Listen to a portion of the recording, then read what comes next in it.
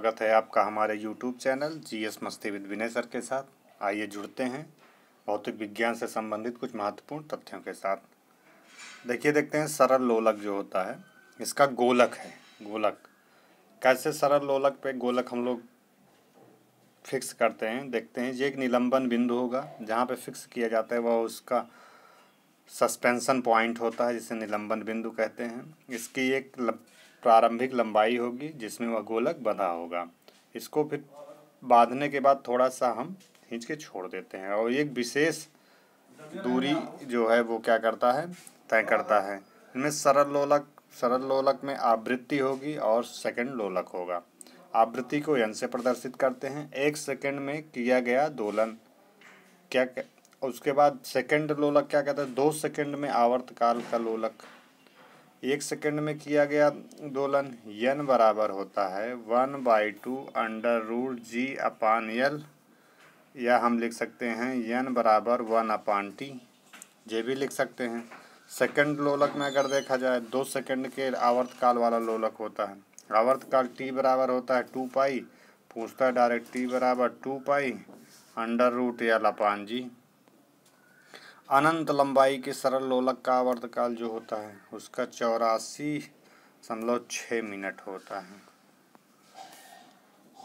84.6 minute, ना कि अनंत। सरल लोलक की अधिकतम सीमा जो होती है 84.6 मिनट होती है। अगर ऑप्शन में आ जाए सरल लोलक की आवर्तकाल जो कितना मिनट का होता है तो 84.6 मिनट होता है, ध्यान में रखिएगा। महत्वपूर्ण तथ्य देखते हैं। एक लड़की झूले पर बैठी स्थिति में झूल रही है। उस लड़की के खड़े हो जाने पर प्रदोल आवर्तकाल क्या होगा, घट जाएगा, बढ़ जाएगा, अपरिवर्तित रहेगा, इनमें से कोई नहीं। ऐसे इस पे ऑप्शन बनता है, इसी पे ही आप क्वेश्चन बने हैं। तो क्या होता है, एक लड़की अगर झूले पर बैठी स्थिति में झूल रही है, उस लड़की खड़े हो जाने पर प्रलोद काल कम हो जाएगा। लोलक घड़ियाँ गर्मियों में सुस्त हो जाती हैं, तेज हो जाती हैं, परिवर्तित रहती हैं, इनमें से कोई नहीं। तो क्या होती हैं, गर्मियों में सुस्त हो जाती हैं। कृत्रिम उपग्रहों को पृथ्वी से ट्रैक किया जा सकता है डॉपलर प्रभाव द्वारा। कक्षीय चाल एवं पलायन वेग का संबंध कक्षीय चाल v से प्रदर्शित करते हैं, √2VO होता है। वह भारतीय जिसने न्यूटन से पूर्व ही बता दिया था कि सभी वस्तुएं पृथ्वी की ओर आकर्षित होती हैं, ब्रह्मगुप्त ने। देखते हैं प्रकाशिकी क्या होता है, ऑप्टिक्स। लाइट, आज पढ़ेंगे लाइट के बारे में। परिभाषा, ऊर्जा का एक रूप जो वस्तुओं को दृश्यमान बनाता है वह प्रकाश कहलाता है। इसकी विशेषताएं होती हैं, प्रकाश सीधी रेखा में संचरण करता है, अनुप्रस्थ तरंगें पाई जाती हैं, अनुप्रस्थ तरंगों के माध्यम में निर्वात में भी यह संचरण संभव है। प्रकाश का तरंग दैर्घ्य 400 nm से 700 nm होती है। अगर पूछे जैसे प्रकाश से बनाए, प्रकाश क्या सीधी रेखा में चलता है, चलता है। प्रकाश में अनंत तरंगें पाई जाती हैं। क्या प्रकाश को निर्वात में भी संचरण कराना संभव है? हाँ, संभव है। यहीं से क्वेश्चन बनते हैं, ना कि परिभाषा से।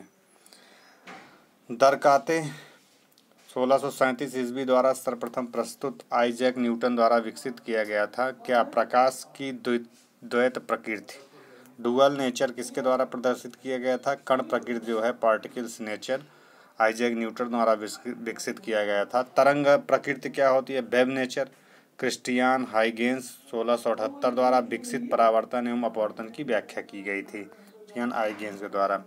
प्रकाश की चाल भिन्न भिन्न माध्यमों में अलग अलग होती है। अगर पूछे प्रकार की चाल क्या भिन्न भिन्न माध्यमों में भिन्न भिन्न होती है? हाँ, भिन्न भिन्न होती है। चाल में अंतर का कारण एक माध्यम से दूसरे माध्यम में जाने पर प्रकाश के तरंग दैर्घ्य में परिवर्तन होता है। अगर एक माध्यम से कोई दूसरा माध्यम में अगर प्रकाश जा रहा है, क्या परिवर्तन होगा? नहीं होगा, अपरिवर्तित होगा। तो स्वाभाविक सी बात है, प्रकाश अगर एक माध्यम से दूसरे माध्यम में जा रहा है तो उसके तरंग दैर्घ्य में परिवर्तन आता है।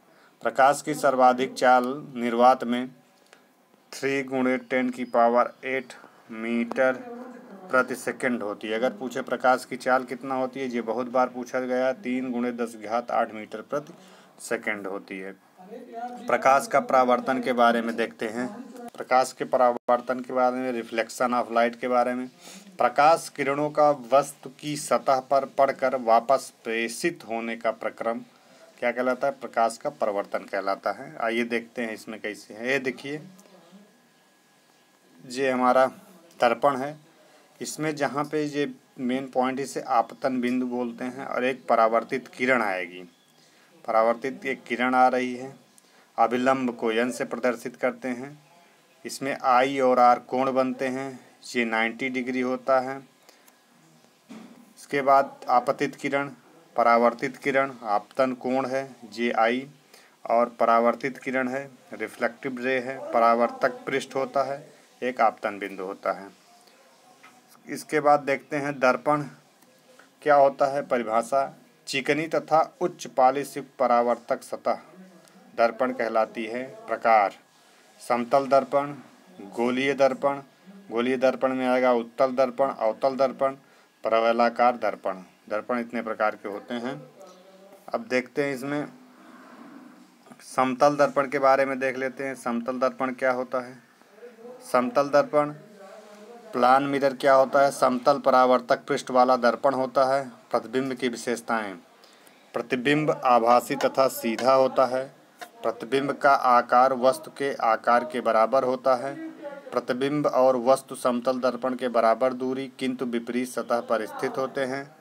वस्तु के पूर्ण प्रतिबिंब हेतु दर्पण की ऊंचाई वस्तु की ऊंचाई की आधी होनी आवश्यक है।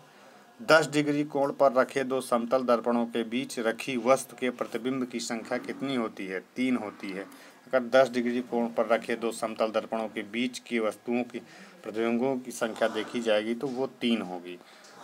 दो समानांतर समतल दर्पणों के मध्य रखी वस्तु के प्रतिबिंब क्या होते हैं? अगर दो समांतर रखी हुई हैं वस्तुएं तो वहाँ पे अनंत बनेंगी वस्तुएं। प्रतिबिंब पार्श्व उत्क्रमिक होते हैं। उपयोग, चेहरा देखने हेतु प्रयुक्त दर्पण, बहुदर्शी, परिदर्शी। अगला देखते हैं गोलीय दर्पण क्या होता है। गोलीय दर्पण में देखेंगे 2 प्रकार का होता है, उत्तल दर्पण और अवतल दर्पण। कॉन्वेक्स मिरर को उत्तल दर्पण बोलते हैं, कॉनकेव मिरर को अवतल दर्पण बोलते हैं। जैसे दूर दृष्टि दोष में फिर हम लोग लेंस पढ़ते हैं, जहाँ पे लेंस पूछते हैं, यहाँ पे हम लोग उत्तल दर्पण और अवतल दर्पण के बारे में पढ़ रहे हैं। जो रजित परत होती है उत्तल दर्पण में, ये अंदर की ओर होती है, और परावर्तक सतह क्या होती है? चिकनी होती है। अवतल दर्पण में जो रजित परत होती है ये बाहर की तरफ होती है, और परावर्तक सतह अंदर की होती है। जो चिकनी सतह होती है अंदर की ओर होती है। परिभाषा, बाहर की ओर उभरी सतह से परावर्तन। अनुप्रयोग क्या है? वाहनों के पश्च दृश्य दर्पणों में, साइड व्यू मिरर में, स्ट्रीट लाइट में, आवर्धक लेंसों में, सनग्लास में। जो सनग्लास में यूज़ करते हैं वो उत्तल दर्पण यूज़ करते हैं। आवर्धक लेंसों में उत्तल, स्ट्रीट लाइट में उत्तल दर्पण। अवतल दर्पण का प्रयोग जो किया जाता है, परिभाषा, अंदर की ओर मुड़ी सतह के परावर्तक अनुप्रयोग होते हैं। इनका अनुप्रयोग कहाँ करते हैं? टार्च एवं वाहनों की हेडलाइट में, दंत विशेषज्ञों द्वारा दांत के इलाज में। ये अवतल दर्पण का प्रयोग किया पूछता है दंत विशेषज्ञ किस प्रकार के दर्पण का उपयोग करता है, तो अवतल दर्पण का।